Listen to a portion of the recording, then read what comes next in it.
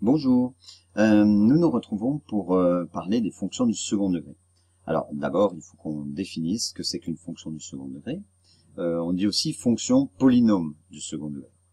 Un polynôme, c'est plusieurs termes avec des variables x, puisque ce sont des fonctions, élevées à une puissance entière. Donc ça peut être x au cube, x puissance 4, 3x4 plus 5x au cube, etc. Nous, on va s'attacher ici à étudier le second degré. Second degré, ça signifie que la puissance maximale est 2. D'accord? On peut ne pas avoir de x à la puissance 1 ou de x à la puissance 0. Ici, x à la puissance 0, ça fait 1. Mais il faut forcément avoir des x à la puissance 2. Alors, la forme générale, c'est ax au carré plus bx plus c. A, b, c, c'est des nombres. Et forcément, si on veut des x au carré, il faut que a soit différent de 0. Après, b et c, ça peut être n'importe quoi comme nombre. Alors, voilà deux exemples. Si j'appelle f de x égale 3x carré moins 5x plus 2, eh bien, c'est bien un polynôme du second degré, puisque j'ai bien des x au carré, j'ai des x et j'ai x puissance 0, c'est-à-dire 2 fois x puissance 0, c'est 1, donc 2 fois 1, 2. Mais j'ai aucune puissance supérieure à 2. Une autre fonction qui est un polynôme du second degré, moins 7x au carré. Là, on voit qu'on n'a pas de x et pas de nombre sans la variable x. Eh bien, c'est quand même un polynôme du second degré. Par contre, si j'avais moins 5x plus 4, c'est pas un polynôme du second degré, c'est un polynôme, on dit, du premier degré. Mais ça, tu sais déjà ce que c'est aussi une fonction affine. Alors, avant d'étudier tous les polynômes du second degré, on va étudier le premier d'entre eux. Le premier d'entre eux, c'est-à-dire lorsque a vaut 1 et b et c valent 0.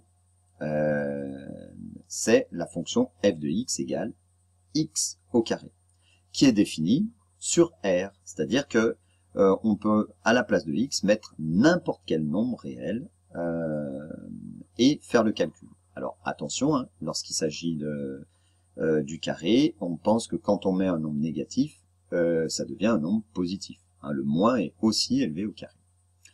Je te propose à l'aide de ta calculatrice de remplir le tableau de valeurs suivant, et puis, avec ce tableau de valeurs, de représenter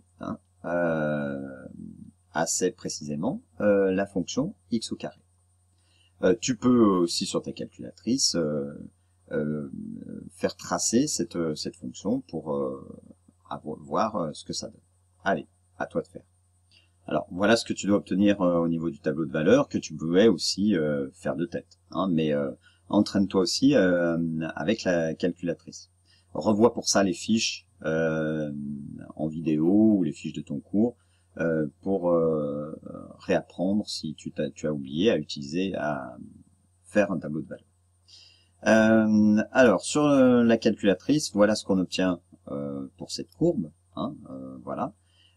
Entraîne-toi aussi à la tracer bien précisément, vraiment à main levée. Donc il faut que tu places d'abord chacun des points, le point moins 3, 9 ici, le point moins 2, 4 ici, le point moins 1, 1 ici, le point moins 0,5, 0,25, le point 0, 0, le point 0,5, 0,25, le point 1, 1, le point 2, 4, le point 3, 9. Et puis après, tu les relis, attention, d'un seul trait en essayant de bien dessiner cette courbe, mais avec un seul trait, en ne revenant pas sur le trait. Il faut que le trait soit continu, sans lever le crayon. Et ensuite, tu ne reviens pas dessus. Voilà. Eh bien, en fait, cette courbe que tu viens de tracer, ça s'appelle une parabole. Et oui, comme les paraboles, relié pour regarder la télé qu'on fixe à l'extérieur des maisons pour avoir une communication avec les satellites. Voilà. Donc c'est bien des courbes, on dit des paraboles ou des courbes paraboliques. Alors, tu peux remarquer que cette fonction carré, elle admet l'axe des ordonnées comme axe de symétrie. C'est-à-dire que si on plie là notre écran ou notre feuille, eh bien les deux moitiés de courbe se superposent. D'accord? C'est ce qu'on appelle un axe de symétrie. C'est-à-dire que chaque fois que je prends un x ici ou son opposé, eh bien en fait, l'ordonnée est la même. Alors, on va le vérifier ceci. Je prends deux points M et M' qui ont pour abscisse x et moins x. Alors, voyons voir. Je prends 3 et moins 3, par exemple. Leur ordonnée, 3, c'est 9, moins 3, c'est aussi 9. Alors, pour le démontrer, on ne peut pas prendre tous les x qui existent. Donc, pour cela, on prend des x quelconques, x et moins x, qui sont des nombres réels. Et on va faire les calculs avec x et moins x. Alors, et on va vérifier que moins x au carré est égal à x au carré. Alors, c'est assez facile, hein, tu vas me dire, oui, il n'y a rien à écrire. Il faut quand même l'écrire. Alors, moins x, le tout au carré, est égal à x au carré. Pourquoi? Eh bien, parce que moins au carré, ça fait plus. Donc, moins x, le tout au carré, est égal à x carré. Donc, les points M et M' ont la même ordonnée. Hein, tu peux l'écrire. Donc, les points M et M' ont la même ordonnée. Cela signifie que l'axe des ordonnées est l'axe de symétrie. Voilà. La fonction carré. Eh bien, qu'est-ce qu'on peut dire sur ces variations? D'après le graphique, puis on va le démontrer après, elle est décroissante sur moins l'infini 0, sur cette partie-là, elle est décroissante. Et puis elle est croissante sur 0 plus l'infini. Qu'est-ce qu'il y a d'autre? Elle admet un minimum. En 0 ici, en x égale 0, son minimum vaut 0. Alors, de cette propriété, on peut faire le tableau de variation. Je te laisse le faire, on vérifie après, et puis après on fait la démonstration. Voilà ce que tu as dû tracer, et on place bien en x égale 0, le minimum 0. Alors, on va montrer maintenant que la fonction est décroissante sur moins l'infini 0. Alors, pour cela, on prend deux nombres, x1 et x2, appartenant à l'intervalle moins l'infini 0, tel que x1 est inférieur ou égal à x2. Alors, regardons un petit peu notre fonction. Hein. Notre fonction, on a vu qu'elle était décroissante. Voilà. Il faut que je montre que quand je prends un nombre ici, que j'appelle x1, puis un autre ici, x2, eh bien, c'est la définition de la décroissance, hein, l'image f de x1 est inférieure à l'image f de x2. D'accord? Il faut que je démontre que f de x1 est plus grand que... j'ai dit inférieur, ça doit être supérieur. J'ai dû pas dire les choses correctement. Il faut que je montre que f de x2 est inférieur à f de x1. Attention, hein. f de x2 inférieur à f de x1. C'est-à-dire que l'ordre n'est pas respecté. Rappelle-toi de cette définition du cours. Pour cela, en fait, il me suffit d'étudier le signe entre f de x2 et f de x1. Si le signe de f de x2 moins f de x1 est positif, ça veut dire que c'est f de x2 qui est plus grand, et donc à ce moment-là la fonction serait croissante, mais c'est pas ce qu'on veut. Par contre, si le signe de f de x2 moins f de x1 est négatif, eh bien ça signifie que c'est f de x1 qui est plus grand, et alors l'ordre n'est pas respecté, et la fonction est décroissante. Alors, f de x2, on remplace dans la fonction, notre fonction c'est x au carré. Donc on remplace, ça nous fait x2 au carré. Moins, f de x1, même chose, c'est x1 au carré. Et puis ceci, ça nous rappelle une identité remarquable, c'est a carré moins b carré. Donc ça nous donne x2 moins x1 facteur de x2 plus x1. Maintenant que j'ai un produit, ah ben voilà, hein, on va étudier le signe. Et oui, c'est pour ça qu'on a fait les études de signes avant. C'est qu'il faut toujours essayer de factoriser nos expressions pour obtenir un produit ou un quotient avec des produits aussi, parce que c'est dans cette situation-là que c'est plus facile d'étudier le signe. Alors maintenant, je vais regarder le signe de x2 plus x1. Eh bien, x2 plus x1, comment c'est?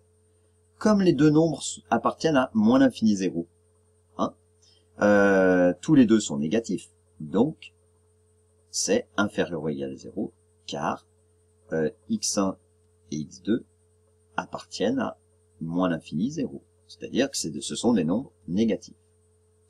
Maintenant, x2 moins x1, comment c'est? Alors, on sait que x2 est plus grand que x1. Si x2 est plus grand que x1, ça veut dire que la différence est positive. D'accord? Donc, supérieur ou égal à 0, car x2 est supérieur à x1. On les a pris comme ça, hein, puisque c'est la définition de la quand on veut utiliser le sens de variation, il faut comparer deux nombres tels que l'un est plus petit que l'autre, deux nombres quelconques.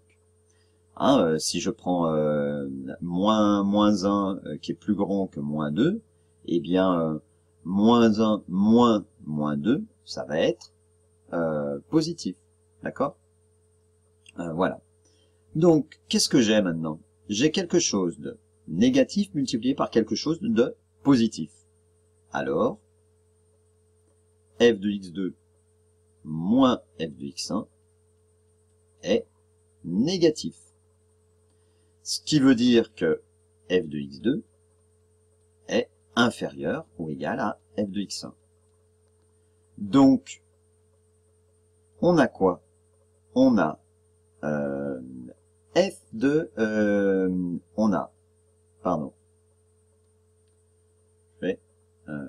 on a x1 inférieur à x2 et f de x2 inférieur à f de x1. C'est la définition d'une fonction décroissante sur un intervalle, parce que l'ordre n'est pas respecté. Donc, f est décroissante sur moins l'infini 0. Hein, la définition d'une fonction décroissante, c'est lorsque j'ai deux nombres qui appartiennent à un même intervalle, avec l'un plus petit que l'autre, et que les images ne sont pas dans le même ordre, alors la fonction est décroissante. Voilà, pour cette démonstration. Pour vérifier si tu as compris, tu peux refaire la même chose, mais cette fois sur 0 plus l'infini, et cette fois il te faudra montrer que la fonction est croissante sur 0 plus l'infini. Donc l'ordre est respecté. Donc il faut faire la même chose, mais sauf qu'à la fin, tu dois arriver à supérieur ou égal à 0 si tu fais bien les choses. Donc l'ordre sera respecté et la fonction sera croissante sur 0 plus l'infini. Voilà, allez, à bientôt pour peut-être la suite du cours sur les fonctions du second degré. Bon courage, salut!